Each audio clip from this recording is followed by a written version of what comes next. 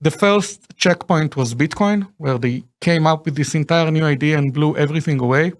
The second checkpoint was Ethereum, that they understood that you can take this expressiveness of Bitcoin, this very limited expressiveness, and bust it wide open. And I think the third checkpoint is Kaspa. Talking about top 10 that we're not already on the coin market cap ranks of exchanges. Yeah. Will appear maybe even a top 5 on a top 5 by the end of the year. What's up, crypto crew, and welcome back. Or if this is your first time, I'm Captain Crypto Might, actively escaping the matrix, scoping out the crypto ocean. So if you like your odds, get on the boat, stay up to date, thumbs up, and join the hunt. Crypto life. The crypto ocean is volatile. The crypto ocean is vast. One wrong direction and you could get lost, even forever.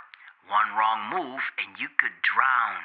With thousands of crypto projects, Crypto Crew, you must know how to navigate on this crypto ocean. Now, I personally am a Kaspa maxi, a Caspian, because I've learned about Kaspa's fundamentals, learned about its potential, because not only is Kaspa revolutionary, I truly believe Kaspa is evolutionary, meaning Kaspa will be at the vanguard of leading the entire crypto ocean to new heights as a whole, to where it's never been before. Kaspa has all the unique features of being fully decentralized and secure like Bitcoin, yet unlike Bitcoin, being scalable, being the fastest crypto coin on the crypto ocean, allowing it to be used as an actual currency in today's society when Kaspa isn't even firing on all cylinders yet. Other than that, I've learned that a good layer 1 project has a strong team behind it that not only have the passion to make Kaspa the greatest and most unique crypto coin out there, but also house a very rare skill set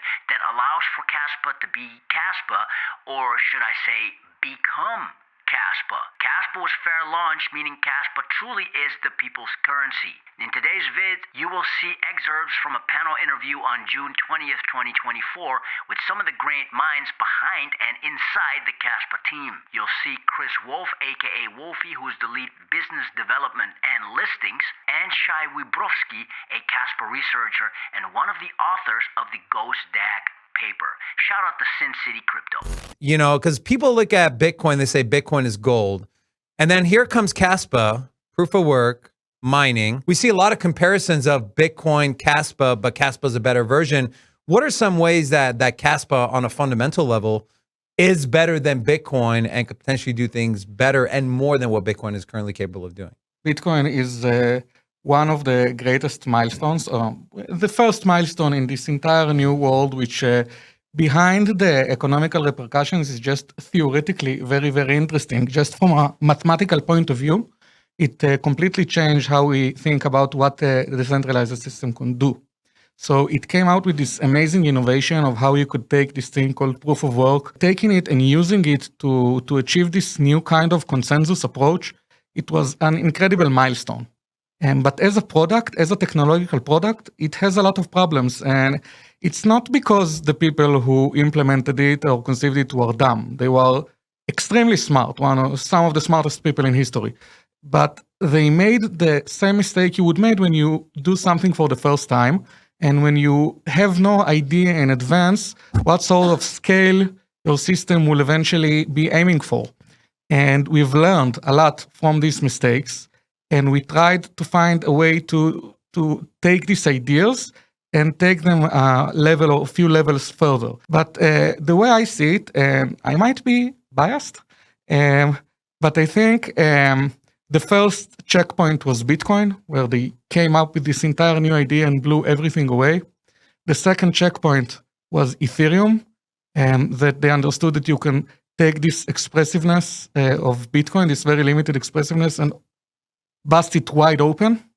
And I think the third checkpoint is Kaspa. I think it might be, GhostDAG might be the third most important protocol from a theoretical standpoint, from a computer science standpoint. Might be a bit presumptuous of me to say, and I do remind my bias here, but it seems to me like it's the maturation of the ideas that were first sprouted in Bitcoin into something very cohesive, something very aware of all of the problems in the original design. And we incorporated a lot of insights, not just from the world of mathematics and consensus, from economics and from fee markets and from usability and what people want and don't want to do with this stuff, and how we can take new approaches and insights that were there before us and use them, and to create this one thing that meets as many criteria as we just can. I think coming up with this modern solution, but with this old grassroots approach together, allowed us to accomplish something very new, something which is takes the ideas of Bitcoin, but removes many of the limitations. And I think the two most important limitations are the throughput and the confirmation times, the responsiveness of the network.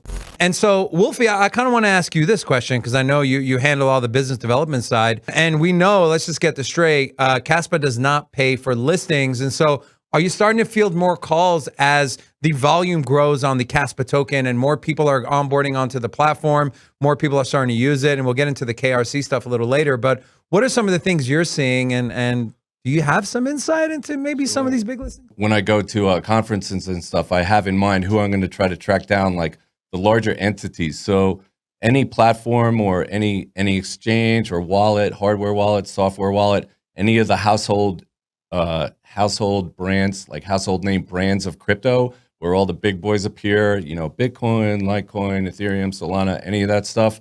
I want Kaspa to be right up there next to the big guys. You know what I mean? So I have in my mind the top tier for all of those categories that I want to go and find them, shake hands, and by now most of them have heard of Kaspa.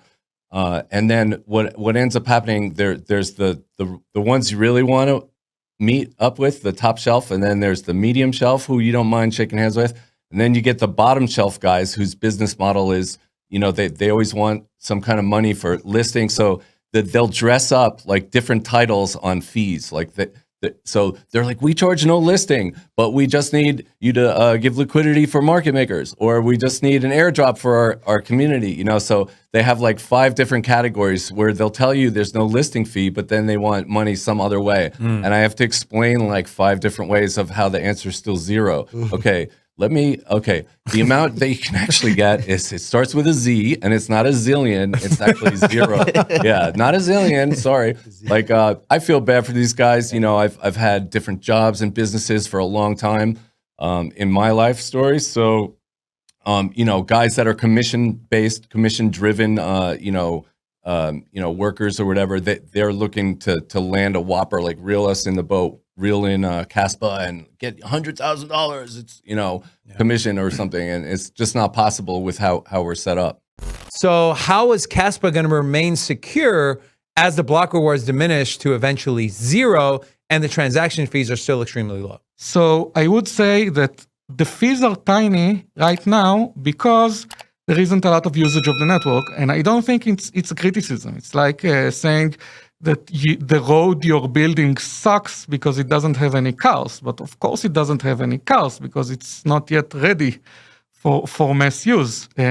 We are right now still in the process of creating this better type of road to have cars going on.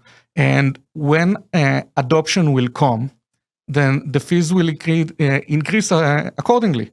Now, there are a lot of problems about fees that people think are inherent to proof of work, but they are not. They are essentially an artifact of the way currently proof of work works. And we are in the process of gaining this more and deeper understanding of how the parallelism of blocks in Kaspa have this seemingly very, very nice and interesting effects about the dynamics of a fee market. And in particular, we learn that your network doesn't have to be extremely saturated. It doesn't have to be congested in order for fees to activate. Wolfie, I want to ask you, and I know you're not, unless you're a time traveler. I know you don't have you might not have the answer to this, but I'm curious.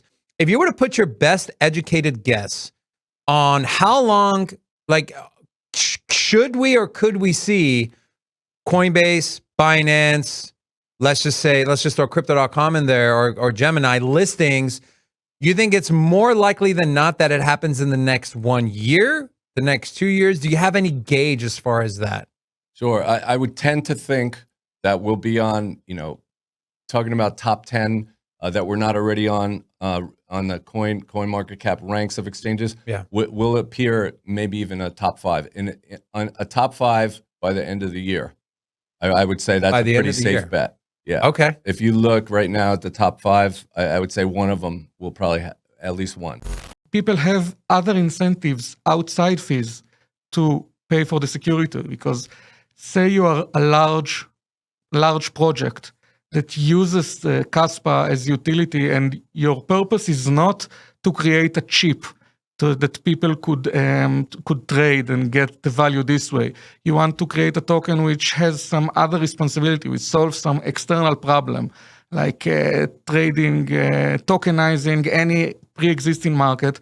You want the network you run over to be secure. It's part of your the things you desire from the network, and this incentivizes you to contribute to the security budget of the network in a way which is external to the fee market. And it's a crucial thing, because if Kaspa really, the capacity of Kaspa becomes exploited well, and we see a lot of projects, real world projects solving real world problems on this network, then these projects will contribute to the security budgets in ways other than fees, just because they want to be able to tell whoever uses their platform, we are running on a secure chain. I started with Kaspa not as long ago as Shai, obviously, but I was there on the main network when it was 2 weeks old. So in the first, I'd say the first 2 years, it was just the community. It was literally, solitary human beings, personal. It was driven by personal, volunteers and fans and holders and miners.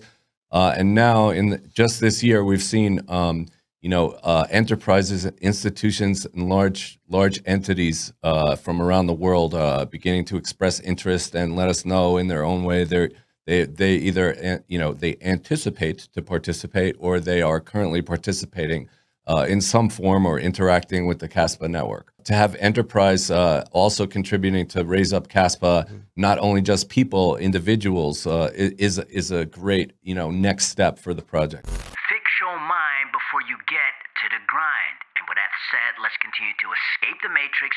Let's continue to be on the lookout for the next big thing here in the crypto ocean, growing grace, and let's make some crypto waves.